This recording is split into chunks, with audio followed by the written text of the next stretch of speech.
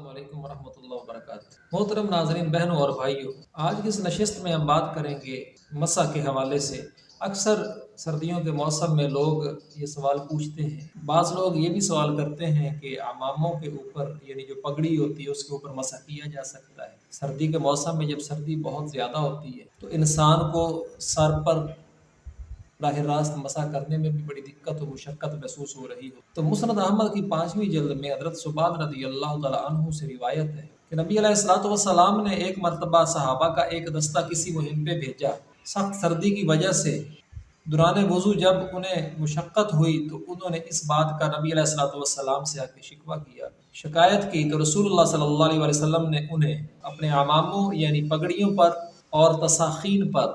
مسح کرنے کا حکم دیا۔ اب یہ تساخین کیا ہے؟ عون المعبود میں امام ابن ارسلان فرماتے ہیں کہ جو چیز پاؤں کو گرمی پہنچائے، خواہ وہ چمڑے کے موزے ہوں یا جرابیں، انہیں تساخین کہا جاتا ہے۔ چنانچہ پتہ چلا کہ سردی کے اندر کسی مشقت اور دقت سے بچنے کے لیے انسان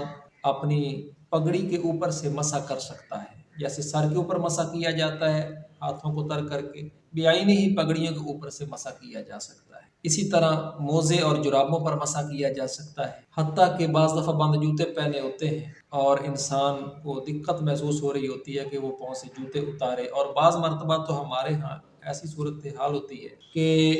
جوتوں سے پاؤں نکال کر دھونا اور پھر دوبارہ جرابیں پہن کر جوتوں میں پاؤں ڈالنا یہ بہت ہی مشکل امر ہو جاتا ہے۔ تو رسول اللہ صلی اللہ علیہ وسلم نے اجازت دی ہے کہ جوتوں کے اوپر سے بھی مسح کیا جا سکتا ہے، اور موزے چاہے وہ چمڑے کے ہوں یا جراب کے، ان پر سے بھی مسح کیا جا سکتا ہے، حتیٰ کہ سر کے اوپر پہنی ہوئی پگڑی جسے عمامہ کہتے ہیں اس کے اوپر سے بھی مسح کیا جا سکتا ہے۔ تو سردی کے موسم میں یہ اللہ کی طرف سے دی ہوئی سہولت جو ہے،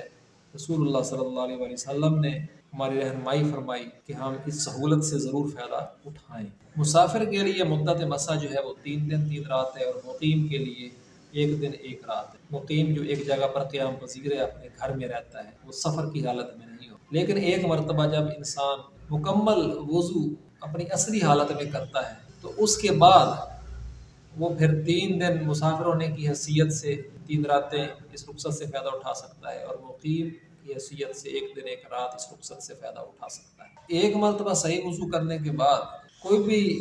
ایسا کام کہ جس سے وضو ٹوٹ جاتا ہے، جسے ناقض وضو کہتے ہیں، نواقض وضو کہا جاتا ہے، سوائے احتلام یا جنابت کے ہر اگلے وضو میں اس مدت میں اس رخصت سے فائدہ اٹھایا جا سکتا ہے۔ البتہ احتلام اور جنابت کی حالت میں اگر انسان ہو جاتا ہے تو پھر اس کو مکمل وضو نئے سرے سے کرنا پڑے گا۔ معزز ناظرین، بہنوں بھائیوں، اگر آپ کا کوئی سوال ہو اس حوالے سے تو آپ کمنٹ سیکشن میں ضرور فرمائیے، اور آئندہ کے لیے مجھے اجازت دیجیے، انشاءاللہ نئے موضوع کے ساتھ کل پھر حاضر خدمت ہوں گا۔ السلام علیکم ورحمۃ اللہ وبرکاتہ۔